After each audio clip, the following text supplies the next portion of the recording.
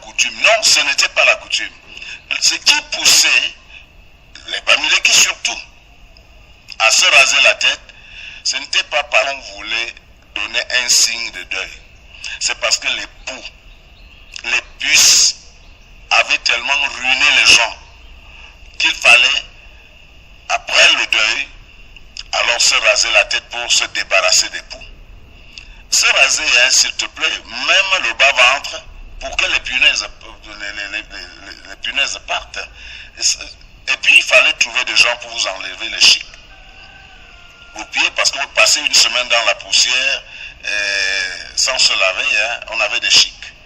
Alors, mais raser était devenu une coutume.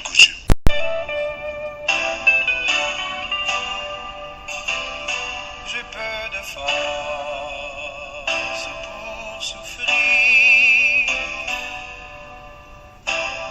Je n'accepte pas, pour tout dire, d'être celui qui, sans rien dire, a supporté l'injustice. Car le temps de connaître. Bien-aimés fidèles auditeurs de Radio Bonne Nouvelle, nous sommes ravis de vous savoir nombreux à l'écoute de la 97.9 FM. Et le temps de connaître tout ce qui peut. Bienvenue à bord de votre bac de Nous voulons savoir. Nous voulons savoir, votre émission d'enseignement et de renseignement, votre émission d'édification et de rectification de fausses opinions. Pour lutter, qui a un rude combat. Vous faites bien de rester scotché à Radio Bonne Nouvelle et en ce moment nous allons simplement vous dire que c'est l'heure de Nous voulons savoir, mais déjà avant toute chose je vous communique le thème du jour. Le thème de ce jour c'est la Bible face aux coutumes et traditions. La Bible face aux coutumes et traditions. Voilà le thème du jour.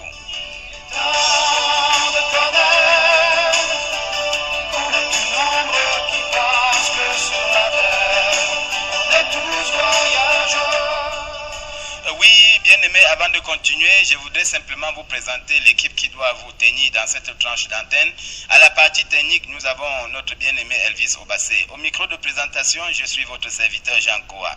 L'invité du jour, c'est le révérend pasteur André Chumchwa. Nous avons eu la grâce de mettre la main sur cet homme qui est un homme suffisamment averti. Je vous prie, tenez-vous bien car les choses vont être exceptionnelles. J'ai peu de force pour aimer. Mais comme je viens de le dire tantôt, nous parlons ici Bible et coutume et tradition. Bible face coutume et tradition. Coutume, tradition, occultisme, qu'est-ce que cela veut dire? Est-ce qu'il y a une ressemblance? Est-ce que c'est la culture? Toutes ces choses nous mettent souvent dans l'embarras quant à ce qui concerne les contours des pratiques. Aujourd'hui, nous avons mis la main sur un homme qui a fait la société, a fait la vie, a porté sur lui l'âge et a connu ce que c'est que la tradition de nos pères.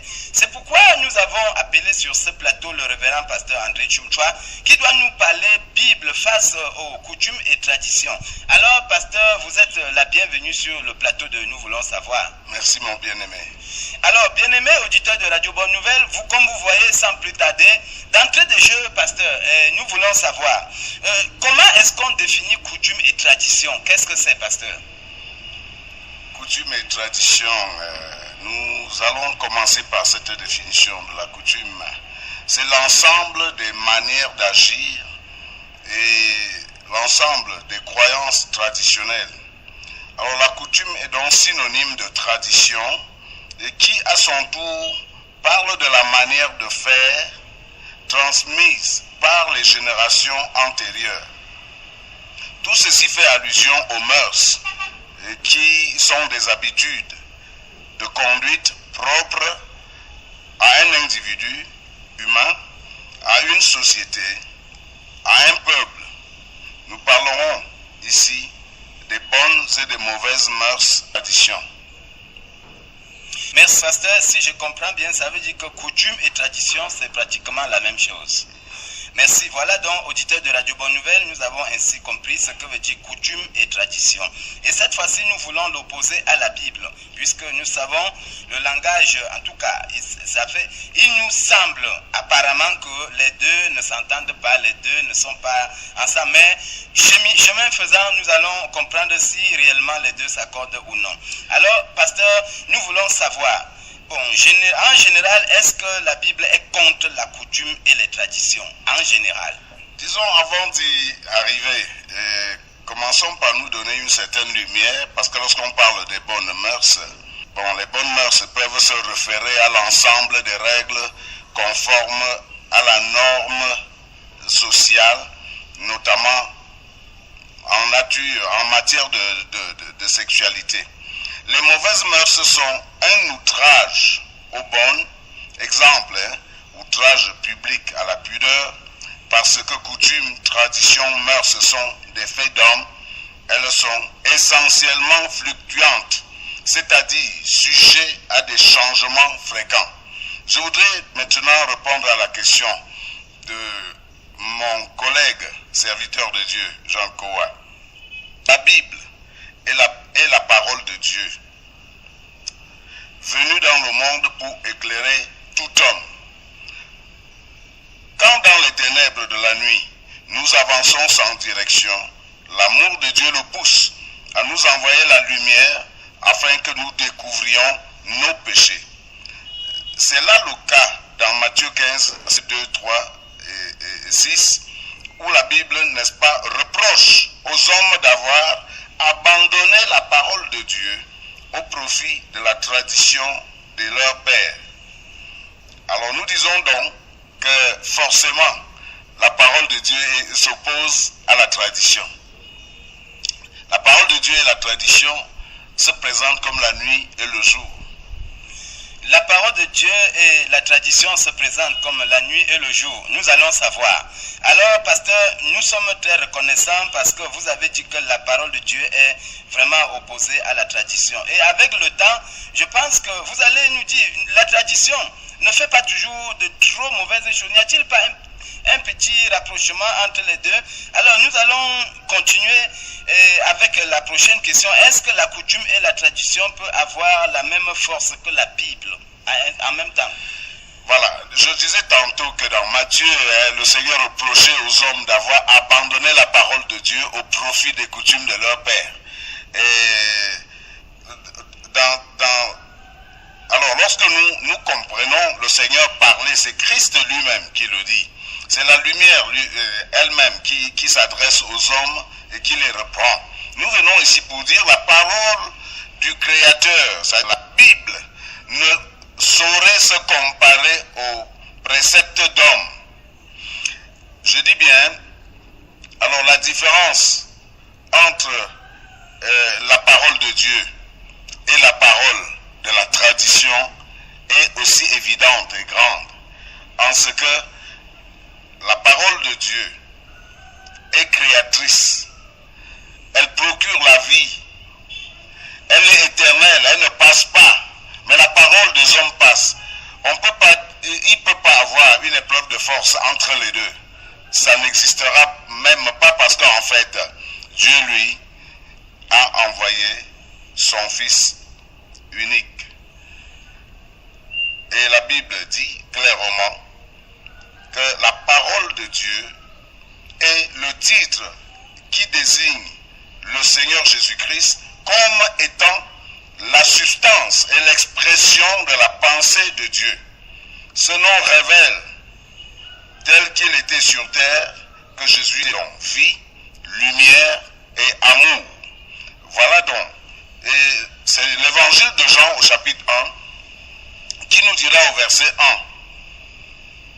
1. Au commencement était la parole était avec Dieu. Au verset 14, et la parole était Dieu. Au verset 14, la Bible déclare, et la parole fut faite chair, elle a habité parmi nous, pleine de grâce et de vérité, et nous avons contemplé sa gloire, une gloire comme celle du Fils venu du Père. Et elle était revêtue, ça c'est Apocalypse 19, verset 13, et elle était revêtue d'un vêtement teinte de sang. Son nom est la parole de Dieu. La parole de Dieu donc prône et enseigne le pardon, tandis que la tradition n'a qu'une sentence de mort. Pas de pardon dans les coutumes et traditions. Je voudrais qu'on s'étende un peu là-dessus pour se dire, dans les coutumes et traditions, lorsque une loi est établie, la seule sentence qui s'abat sur ceux qui la violent, c'est la mort. Si quelqu'un se lève contre l'héritier que nous venons d'établir dans cette concession, qu'est-ce qui doit s'en suivre? On dit la mort. Tout le monde s'accorde là-dessus. Il va donner sa tête pour dire terre à terre ce que les gens racontent. Il va donner sa tête, sa tête, sa tête. Alors, si quelqu'un viole les limites que nous venons d'établir, qu'est-ce qui doit arriver? Qu'il meure. Si l'on se lève contre le roi, qu'est-ce qui lui arrive? Qu'il meure. Et vous voyez donc, quelle comparaison pouvons-nous faire donc de cette parole de Dieu qui prône et enseigne le pardon et la parole de la tradition qui n'a pour sentence que la mort? On serait tenté d'entrer de jeu de dire que la parole de la tradition est démoniaque. Oui, on serait tenté de dire que la parole de la tradition est démoniaque. Oui, car toutes les sentences qu'elle tire, c'est la mort. Il n'y a pas de pardon, il n'y a pas de chemin de conversion, il n'y a pas de chemin de réparation lorsque une faute est consommée, lorsque nous avons violé une loi de la tradition. Alors, pasteur, merci.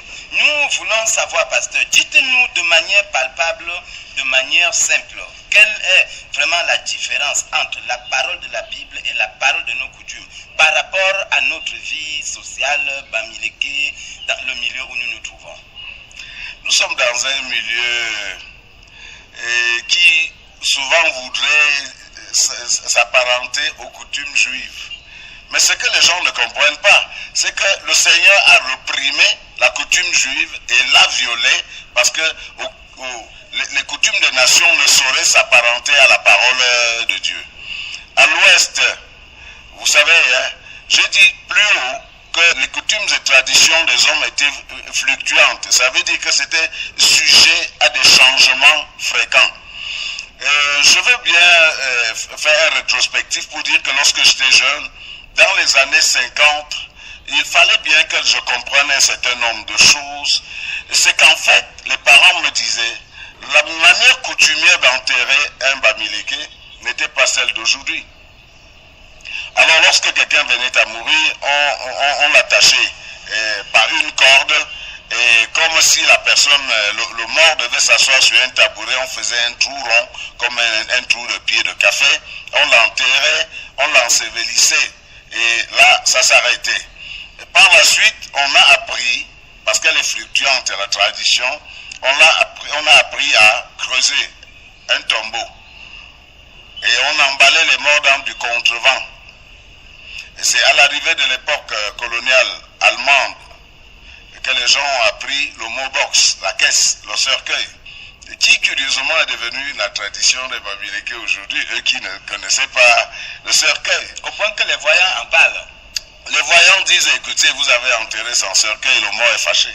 Pourtant, nos parents n'en ont pas, n'en savent rien. Et on ne s'arrête pas seulement à cela. Je dis, aujourd'hui, alors lorsqu'un homme meurt, lorsqu'on meurt, c'est 30 couvertures qui viennent, c'est des draps, c'est plein de choses. Alors que moi, tout jeune, je savais que, en fait, ce que j'ai vécu, pour un homme qui est né en 44 comme moi, en fait, j'ai vu des choses. On a enterré, lorsqu'on enterrait même dans ces tombeaux, tout le monde n'avait pas droit au cercueil, même au contrevent. Et souvent, on enterrait sans qu'on ait besoin, n'est-ce pas, de cortailles, de boissons, de tombeaux, comme ça se fait aujourd'hui. Qu'est-ce qui se passait? Quand quelqu'un avait perdu un membre de sa famille, tous ceux qui venaient s'approchaient de lui dans l'intention de le consoler et non de le ruiner. Et ça veut dire simplement que celui qui pouvait apporter, n'est-ce pas, un peu de vin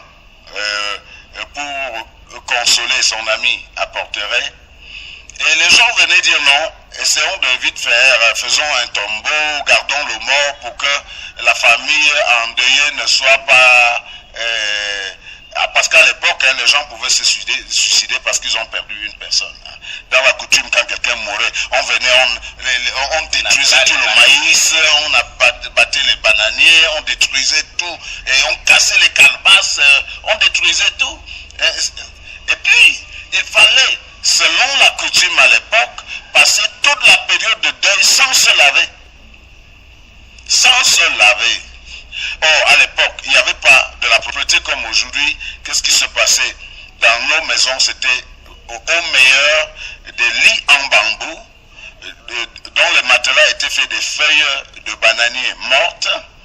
Et il y avait à l'époque alors là une recrudescence de punaises et de chics, parce qu'on était dans la poussière. Et quand on venait à passer dans 3 jours, une semaine de deuil sans se laver, les gens puaient, s'il vous plaît. Les gens puaient. Et lorsqu'on trichait pour aller se laver, on était amendé. On devait payer un sac d'arachide, donner un sac d'arachide à toute la famille pour payer l'amende parce qu'on est allé se laver. Et alors, lorsqu'on finissait le deuil, il était question pour nous, en ce temps-là, pour tout le monde, de se raser la tête. Et les gens trouvent ça aujourd'hui comme coutume. Non, ce n'était pas la coutume.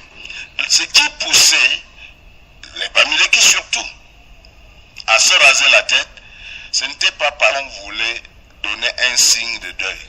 C'est parce que les poux, les puces avaient tellement ruiné les gens qu'il fallait, après le deuil, alors se raser la tête pour se débarrasser des poux. Se raser, hein, s'il te plaît, même le bas-ventre, pour que les punaises partent. Et puis, il fallait trouver des gens pour vous enlever les chics aux pieds, parce qu'on passait une semaine dans la poussière sans se laver, hein, on avait des chics. Alors, mais raser était devenu une coutume. Oh, pasteur, comme vous êtes excellemment, je vous remercie beaucoup. Parce que là, vous savez, on tient les gens aujourd'hui avec de ces cordes qui n'existent pas. Après le mort, après la mort d'un membre de la famille, il faut qu'on se rase et on nous dit que c'est la coutume. Mais je suis personnellement étonné que vous soyez en train de nous situer dans le contexte du rasage de la tête et ça n'avait rien à faire avec le fait que quelqu'un est mort. Eh bien, nous saisissons l'occasion pour dire à nos auditeurs, si quelqu'un tient à défendre la coutume, alors, donc que tu as rasé la tête, rase aussi le bas-ventre. Demande qu'on t'enlève les chics. Voilà ce qui se passait pendant cette période. Auditeurs de Radio Bonne Nouvelle, voilà ce qui fait la différence sur la parole de Dieu. Et pasteur, lorsque nous disons ainsi, on dit que la Bible était aussi la coutume des Blancs. Nous allons y arriver, pasteur. Mais nous voulons savoir, pasteur, oui, vous avez encore quelque chose. Je voudrais dire qu'on ne doit pas à cette émission courir. Parce qu'il y a bien des choses à savoir. Je venais de parler de la coutume, c'est-à-dire les gens meurent de froid aujourd'hui. Les gens meurent de faim dans les villages. Et alors, sans assistance. Parfois, ils sont des enfants et des grands-enfants. Mais ces enfants n'ont pour coutume et tradition que les obsèques et les funérailles. Alors que lorsque j'étais jeune, la culture, pas la tradition, et nous allons faire la différence par la suite dans cette émission, la culture et la bonne culture que j'ai appréciée aujourd'hui en tant que chrétien et serviteur de Dieu, voulait que dans la maladie, toute la famille se mobilisait et tout le monde essayait d'apporter sa petite contribution pour voir si le malade pouvait se relever du lit. Mais aujourd'hui, c'est 30 couvertures pour quelqu'un qui est mort, parfois de suite de froid. Et c'est des porcs et des chèvres qui souffrent, et c'est un esprit qui meurt en fait. C'est toute la fête autour du mort. Et je dis, vraiment, c'est le lieu de le dire avant qu'on avance. Suscitons, nous provoquons tous les jours la colère de Dieu sur nous. Et c'est pour ça que cette génération meurt jeune. Parce que la parole de Dieu veut qu'on honore d'honneur son père et sa mère pour que nos jours se prolongent sur la terre que l'Éternel, notre Dieu, nous a donnée. Mais nous mettons cette parole de Dieu de côté et nous disons comme les Juifs que ce que je peux faire pour mon père et ma mère, c'est juste une faveur que je lui accorde. Et si un enfant tente même de le faire aujourd'hui, on lit derrière ses pensées la recherche de l'héritage. Si la femme qui prend bon soin de son mari dans la polygamie veut que ce soit son fils, et ça, je dis, on a perdu la bonne culture Bamileke, qui voulait que non, quand papa était malade, la mère, on devait apporter ce qu'on appelle en Bafoussam le Kam, chez le Badjou, le Poumse, pour voir si le père peut essayer. Une autre femme va apporter, ou une autre fille, un tarot, pas de sauce jaune, mais de la sauce noire, pour voir si le père peut. L'autre devra préparer le coquille, celui-là le couscous cuit. Chacun apporter quelque chose que le père fasse le choix. Et s'il pouvait manger un tout petit peu, tout le monde faisait la fête. Et les beaux-fils, c'était le bois. On ramassait le bois, il fallait que ce soit là. Quand même, à l'ère de la colonisation, les gens allaient à l'hôpital, on venait à voir que tout le monde se rassemblait, tout le monde se mobilisait, parce qu'on avait le souci de voir celui-ci guérir et nous revenir. Mais aujourd'hui, alors, qu'est-ce qu'on a pour tradition?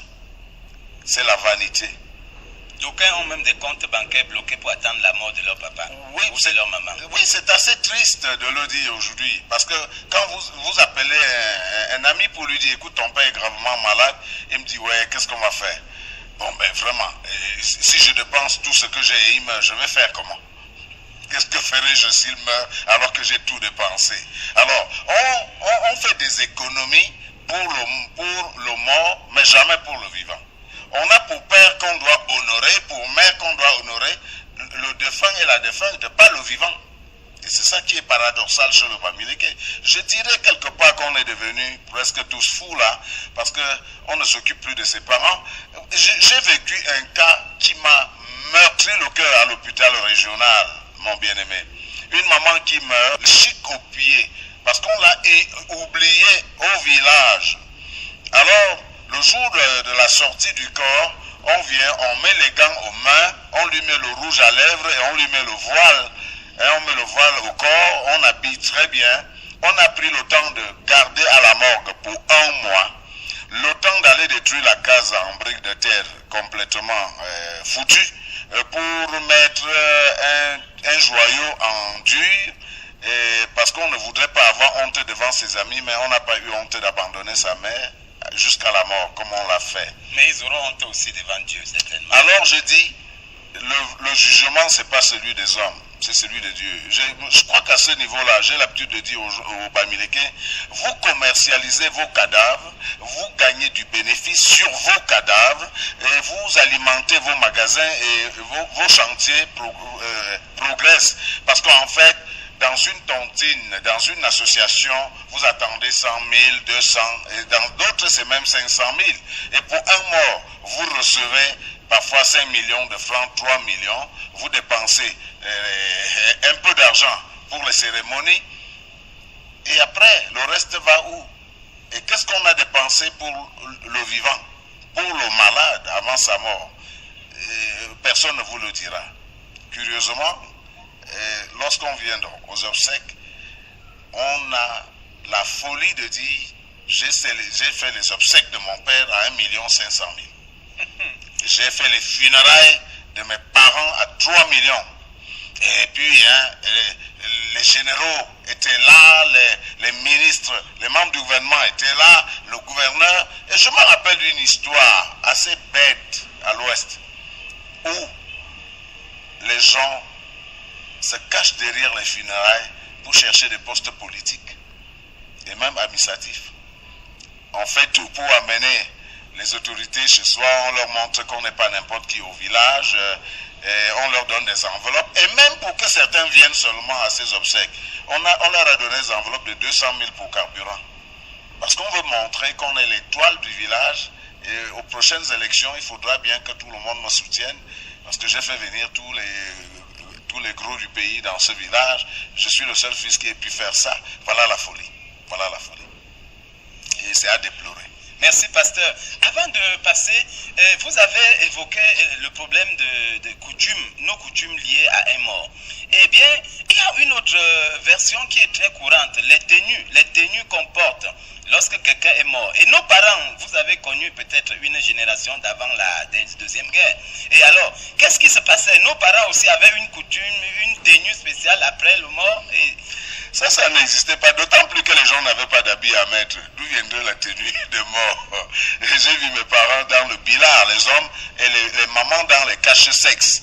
C'est à peine que les gens, les années avant l'indépendance, les gens pouvaient avoir une tenue pour sortir de leur concession et aller. Mais quand on était dans la concession, les seins de nos mamans étaient dehors, de tout leur corps. Il y avait le cache-sexe devant, et l'homme portait un billard, juste pour cacher son sexe aussi. Bon, et puis la perversité d'aujourd'hui n'existait pas. Donc il n'y avait pas de tenue de mort. Ça n'existait pas du tout. On est en train de faire beaucoup de commerce autour de mort aujourd'hui. Hein. C'est les foulards, c'est les tenues, c'est les tricots, c'est tous les gadgets qu'on peut faire là. Comme si on disait, vraiment, nous sommes contents de ce que celui-ci soit mort. Il faut qu'un autre mort vienne vite pour qu'on se fasse de l'argent. C'est triste à dire. Merci, pasteur. Merci, c'est vraiment triste à dire. Lorsque nous analysons nos coutumes et traditions, nous sommes en poisse. Nous sommes en voie de nous poser la question. Est-ce là vraiment la coutume? Alors, ça cache beaucoup de choses qui ne vont pas. Et à cause de cela, bien aimés, nous nous sommes penchés sur cette affaire aujourd'hui, coutumes et traditions, dans votre émission, nous voulons savoir. Nous voulons savoir votre émission d'enseignement et de renseignement, votre émission d'édification et de rectification de fausses opinions. Voici, bien aimés, la première partie de cette émission que je vous promets, elle va durer si longtemps sur les antennes de Radio Bonne Nouvelle. Restez simplement scotchés car nous avons ainsi clôturé avec cette partie. Nous allons vous quitter. Avant de vous quitter, nous allons vous présenter l'équipe qui vous a tenu compagnie. À la partie technique, c'était notre bien-aimé Elvis Obassé. Au micro de présentation, je suis l'évangéliste Jean Koa. L'invité du jour, c'était le pasteur Chumtwa André. Alors, nous vous donnons rendez-vous dans une prochaine émission de Nous voulons savoir et certainement, suivez la prochaine partie. Tout ce qui peut menacer